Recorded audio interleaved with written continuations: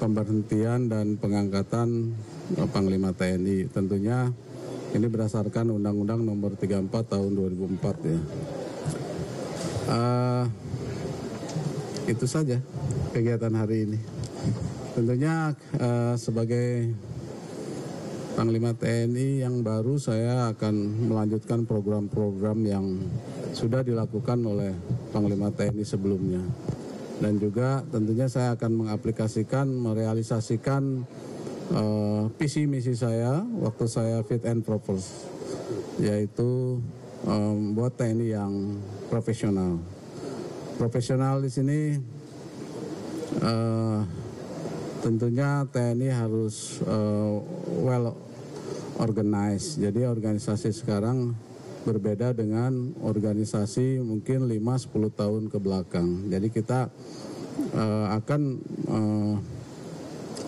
merubah organisasi disesuaikan dengan perkembangan lingkungan strategis yang ada. Kalau kita lihat peperangan sekarang ada di Ukraina dan di Palestina, itu perangnya berbeda dengan 5-10 tahun ke depan. Sehingga kita TNI harus menyesuaikan dengan perkembangan lingkungan strategis tersebut ya.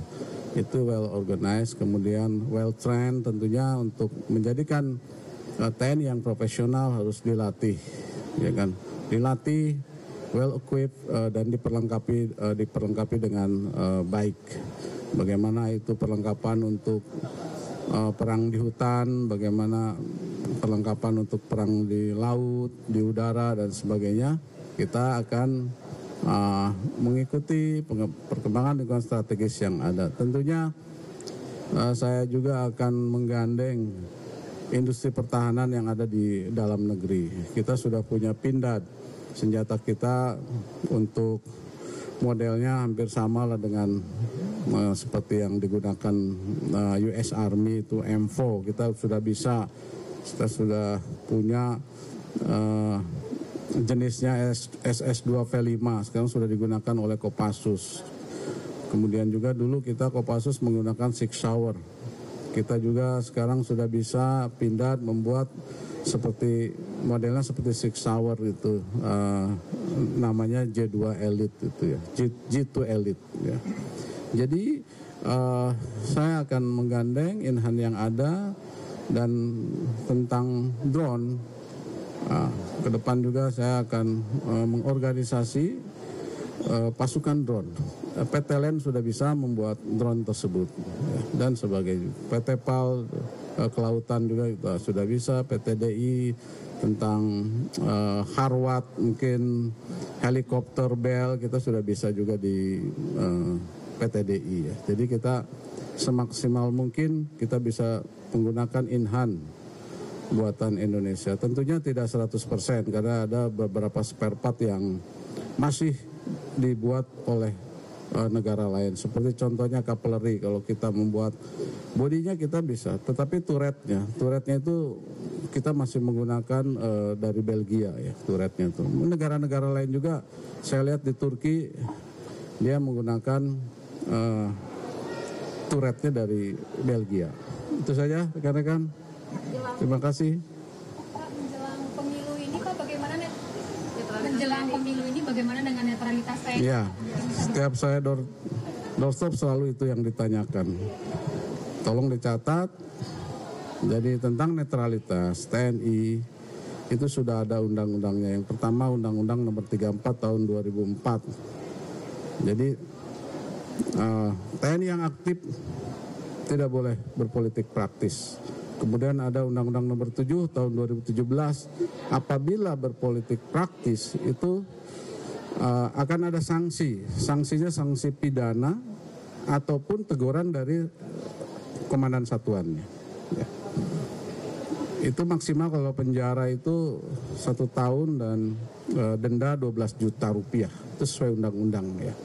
Dan kita juga sudah kemarin dengan Panglima TNI Pak Yudo sudah kick off tentang netralitas TNI. Kita akan membuat posko pengaduan di mana kalau masyarakat melihat TNI tidak netral itu bisa diadukan ke posko yang kita buat tersebut ya.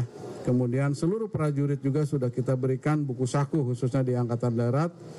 Prajurit terendah, nah contohnya tadi ya. Nah, ini.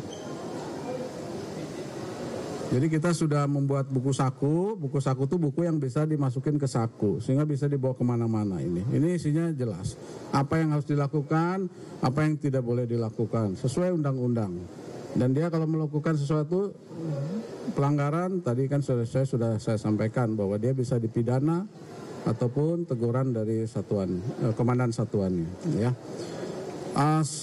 Selain ini juga para Dansat saya perintahkan untuk memberikan penyuluhan. Jadi tidak hanya buku saku diberikan, penyuluhan diberikan, sosialisasi, ya, apa yang harus diperbuat dan tidak diperbuat. Saya rasa itu yang saya lakukan untuk supaya prajurit saya di lapangan mengerti apa yang harus dilakukan dan tidak dilakukan. Ya, itu komitmen kita. Pak, info kapan dilantik, Pak? Ya. Saya ambil Pak dari Dora TV, Pak. Terkait TNI kan dilibatkan dulu untuk membantu pemilu nih, Pak. Apakah dari TNI diminta oleh penyelenggara untuk membantu mendistribusi perangkat-perangkat pemilu di 3 titik? Ya, jadi begini ya. Ini contoh aja dulu tentang COVID. Ya. Jadi COVID dulu kalau nggak salah Kemenkes yang punya wewenang. Nah, kita lihat di Indonesia ini terdiri dari pulau-pulau terkecil.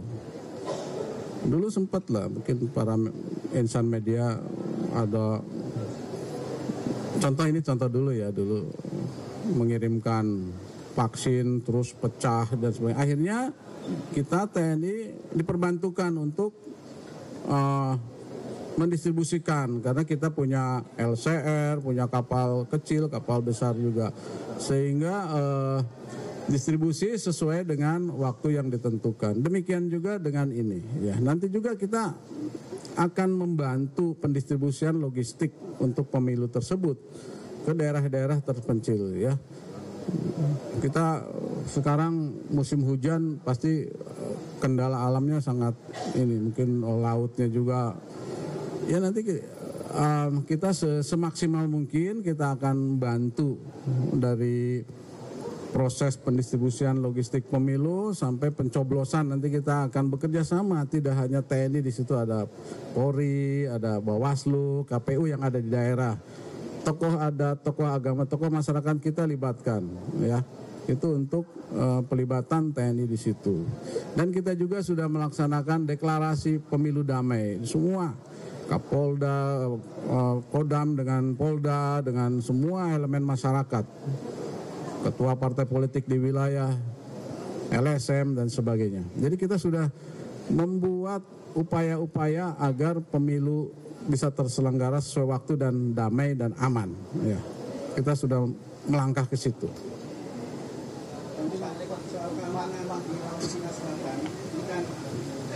Cina masih mengklaim Pulau Natuna ya. Dan jadi sebenarnya kurang kritis, kurang tegas gitu, Pak. Gimana, Pak? Sebenarnya Cina tuh dengan kita tuh hubungan diplomatiknya sangat baik. Dia welcome apapun yang terutama tentang ekonomi ya. Jadi kemudian tentang